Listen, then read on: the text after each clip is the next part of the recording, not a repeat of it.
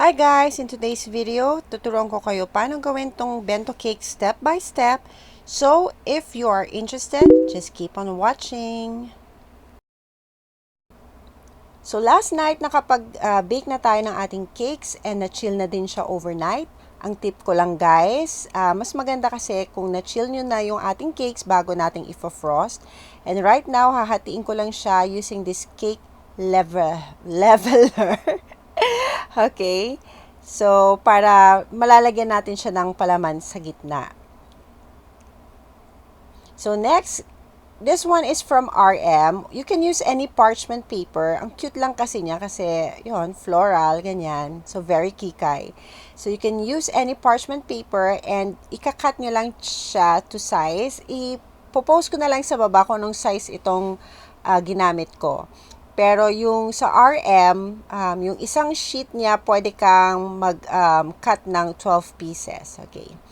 So, first na ginagawa ko is, sinusukat ko, dapat nasa middle siya. So, pag nilagay na natin siya sa bento box, nasa gitna talaga. Okay. So, na-off yung aking camera. And nilagyan ko lang siya ng frosting sa side. And ngayon, nilalagyan natin ng ganache sa gitna.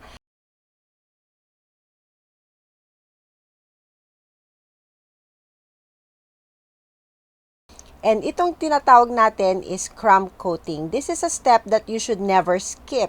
Okay? So, gagawin kasi niya, itatrap niya yung mga crumbs ng ating cake rather, para sa final frosting mo, walang nakikitang crumbs or lumalabas sa crumbs sa ating cake. So, very thinly lang na lalagyan mo siya. Nasa iyo yun kung gusto mong thinly or makapal, pero ayan, malagyan lang siya at matakpan lang yung ating cake. So, that's it. Para mag-set yung ating cake, frosting sa cake rather, chinichill ko siya ng mga 10 minutes. So, after 10 minutes, ito na magsa-start na tayo with our final frosting. So, nilalagay ko yung icing sa piping bag at iniikot ko siya. You can do this step as well. Or pwede naman na lagyan mo lang siya sa sides, saka sa top. Pero kasi mas pantay, for me mas pantay kasi yung ganitong ginagawa. Medyo time consuming lang siya kesa ipatong mo na lang siya sa cake yung frosting. Pero mas natotoxic kasi akong pakinisin pag hindi pantay yung frosting. So, ayan. So, una kong gagawin is to flatten yung top para yung excess niya nasa sides. So, saka ko siya isi-scrape sa sides. Okay. So, using this kind of bench scraper, yan yung aking ginagamit. Napansin ko lang kasi na mas pantay pag ito yung ginagamit ko kasi mas pantay. Ewan ko guys, pero mas gusto ko to kesa dun sa mga metal na bench scraper. Although meron din naman ako nun. Okay. So, madali lang siyang pakinisin using this one kasi mas level, nakapatong lang siya doon sa ating turntable. So, once happy ka na sa pagkapantay-pantay, pagkakinis rather ng ating cake, ako, ginagawa ko, chinichill ko na naman siya para mag-set lang yung icing. Medyo tumigas-tigas, okay? Bago ko siya susulatan or de-decoratean. Or, you can right away do it naman, pero that's just me. Okay? So, this one, medyo hindi kita sa ating camera yung aking pagsulat ng dedication. So, maybe I'll do a different tutorial how to write sa cake, no? Pero, sorry guys, natatakpan siya. So, nilalagyan ko muna ng white. Kung ano yung kulay ng body, dinodoble ko yung lettering para mas angat siya. Okay? So, ayun, white muna and then black. So, ito nilapit ko, akala ko hindi ko matatakpan yung sulat ko. Ganun din, natatakpan din siya. So, sorry guys. Next video, promise, ayusin ko na yung aking pag-video. Okay, so, de-decoratean ko lang siya.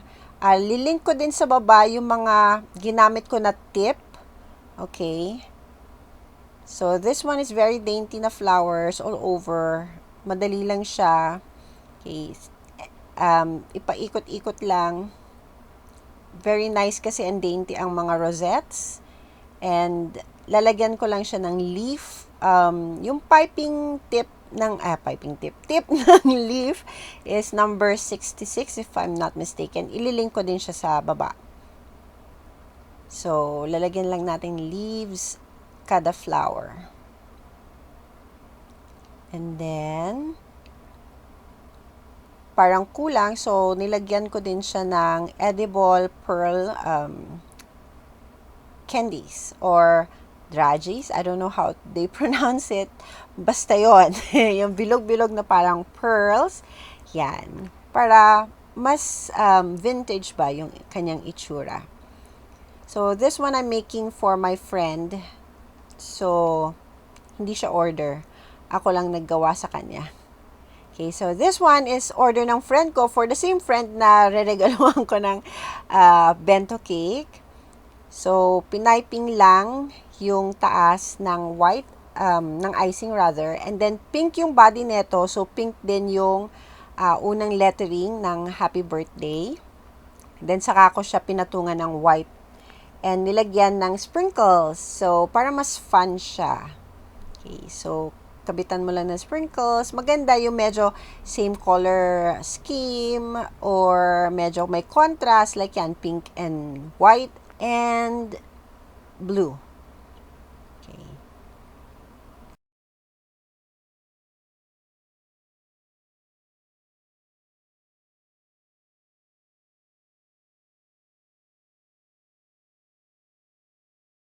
Ayan, so dahan-dahan ko siyang ipapatong sa loob ng box. So, kaya nakapaside yung aking sulat, yan, para doon ko siya hatakin. Okay, dahan-dahan lang. And then, ayan, tapos na guys. Very simple, very easy. So, for any questions, isulat nyo na lang siya sa baba. So, sasagutin ko na lang siya as soon as I can. And care to subscribe na rin guys if you enjoyed this video. So, thank you so much. Bye!